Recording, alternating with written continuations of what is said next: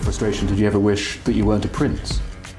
I wish that quite a lot, actually. But, it's something I'd love to do, and, now I've had the chance once, I suppose I've got quite into it. And at the end of the day, if you join the army, you expect to go on operations. I don't want to sit around at Windsor because I just generally don't like England that much, and, it's nice to be away from all the press and the papers and the general shock. Have you ever wondered how much of what we read in the media is actually accurate? Or is it a skewed narrative spun for the sake of sensationalism? For years, a particular narrative has been spun by the media, painting Sussex as a villain who stole Harry away. She's been accused of manipulating him into leaving the royal family and rejecting the monarchy. This narrative has been so widely accepted that it's become the dominant story in the public's mind. But is this narrative the whole truth, or is it a distorted version of reality? Let's revisit some of Harry's own words and experiences. There's a less-known clip from his military days where he admitted, "I generally don't like England," a royal prince in uniform expressing his conflicted feelings about the very country and institution he was supposed to represent years before meeting Sussex. This wasn't Sussex's influence, this was Harry, revealing his discomfort and disconnect with the royal life. Consider also the trauma Harry grew up with, the loss of his mother in such a public and tragic way, the relentless hounding by the paparazzi, the exploitation by a system that now claims to protect his legacy. He's been open about his mental health struggles, the nightmares, and the suffocating lack of freedom that came with his royal birthright. Take into account his military service in Afghanistan, where he found camaraderie, purpose, and a sense of normalcy that was foreign to his palace life. The moment he returned home, he was thrust back into the restrictions, the media circus, and the gilded cage. Is it surprising, then, that he never quite liked England? So it's clear that the media's narrative is not the whole truth. But what is? Was Harry's decision to step away from the monarchy a sudden reaction to marrying Sussex? Or was it the culmination of years of discomfort, pain, and feeling devalued? Was Sussex the villain who drove Harry away? Or was she the partner who stood by him as he chose to follow a path he'd been contemplating for years? In the next scenes, we'll explore these questions further and delve into the real story behind Harry's departure from royal life. Let's delve into Harry's past, long before he met Sussex. Even in his early days, there were signs of Harry's discomfort with his royal status. There's a poignant moment from his military days that stands out. Harry, in uniform, openly said, "I generally don't like England." Picture that, a royal prince, expressing his dissatisfaction with the very institution he was born into. This statement wasn't influenced by Sussex. It was Harry's raw sentiment, articulated even before he met her. This confession underscores the sense of alienation he felt from royal life. And when you consider his upbringing, his sentiment is understandable. Harry's childhood was marked by tremendous trauma. He lost his mother, Diana, in a highly publicised and tragic accident. The relentless pursuit by paparazzi, the exploitation by the system that now claims to protect his legacy, it all left deep scars on Harry. He has shared his experiences of nightmares, mental health struggles, and the suffocating lack of freedom that comes with being part of the royal family. Harry's military service was a stark contrast to his royal life. Serving on the front lines in Afghanistan, he experienced camaraderie, purpose, and a sense of normalcy that was alien to his palace life.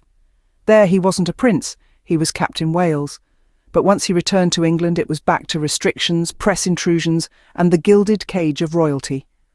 So when Harry admitted that he didn't like England, it wasn't surprising. His departure from the monarchy wasn't a rash decision influenced by his marriage to Sussex. It was the culmination of years of discomfort, feeling trapped in a system that never valued his individuality, only his royal status. The media, however, spun a different tale, making Sussex the villain and portraying Harry as a manipulated prince. But the reality is, Harry was a man acting on feelings he had harboured for years. Harry's discomfort and disconnection from royal life were evident long before Sussex entered the picture. His departure wasn't about her. It was about him, his truth and his survival. Now, let's take a look at Harry's life outside the palace, in the military. In the uniform of the British Armed Forces, Harry found an escape from the constraints of royal life. He wasn't just Prince Harry, the third in line to the throne. He was Captain Wales, a soldier amongst soldiers. He served on the front lines in the war-torn terrain of Afghanistan, where titles and crowns held little weight. There, he experienced a camaraderie and normalcy that was foreign to his palace life. His service in the military was far from a ceremonial stint. He was directly involved in active combat, risking his life alongside his comrades. This was an environment where respect was earned not by birthright, but by courage, determination, and teamwork. In the military, Harry found a sense of purpose that had often eluded him in the palace. He wasn't just carrying out royal duties and following protocols, he was actively contributing to a cause, making a tangible difference. He was part of a team, a brotherhood where he was valued for who he was, not the title he held. But every tour of duty ended, and Harry had to return to the palace. Back to the gilded cage, back to the press circus, back to a life where his every move was scrutinised and his every word dissected. The stark contrast between his military life and his royal life could not have been more evident. In the military, he was free to be Harry, not Prince Harry. He was free to forge his own path, not one laid out by centuries of tradition. He was free to be a human being, not just a symbol of the monarchy. It's not surprising, then, that Harry admitted he never liked England. The England he knew was one of restrictions and expectations, a far cry from the camaraderie and normalcy he experienced in the military. His service offered him a glimpse of a different life, a life where he could be himself, not just a prince. So what is the real story behind Harry's decision to leave the monarchy? We've explored Harry's discomfort with his royal life and his yearning for normalcy during his military service. It's evident that his decision to step back wasn't a sudden reaction to his marriage with Sussex, but rather a culmination of years of internal struggle. Harry was born into a gilded cage where his personal pain and struggles were overshadowed by his royal duty. From a young age, he was thrust into the public eye, his every move scrutinised, and his personal tragedies exploited. His departure from the royal life was not a hasty decision influenced by Sussex, but a conscious choice born from years of feeling trapped and misunderstood. Harry's military service offered him a taste of a life he'd never known.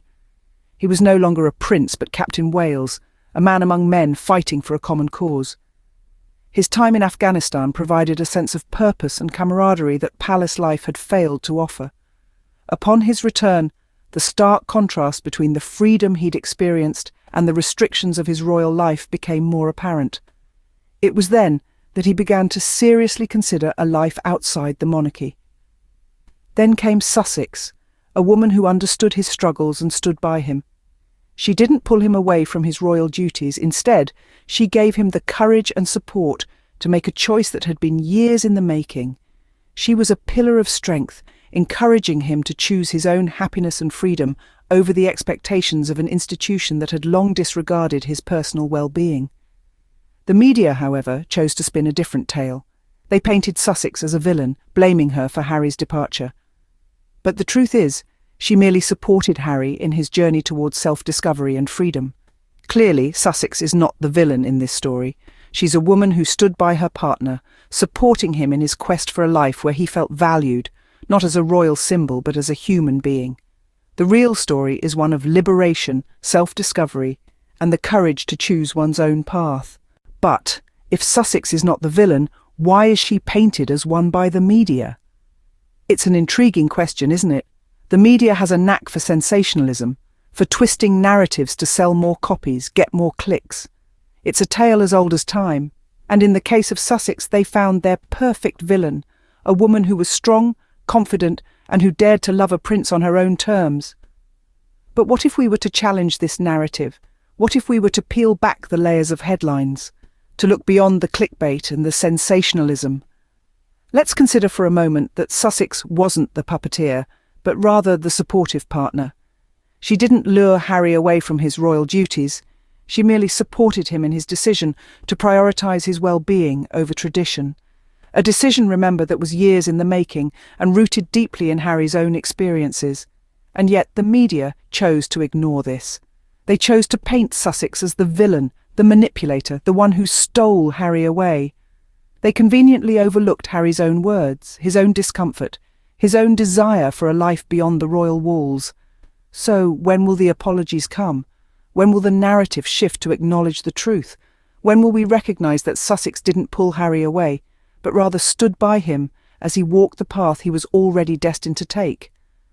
It's high time we reassess the story we've been sold. It's high time we acknowledge the strength it took for Harry to step away, and the courage it took for Sussex to stand by him, because the departure was never about her. It wasn't about Sussex stealing Harry away. It was about Harry, his truth, his survival. It was about a man finally taking control of his life, and a woman brave enough to support him. The departure was never about her. It was about Harry, his truth, and his survival.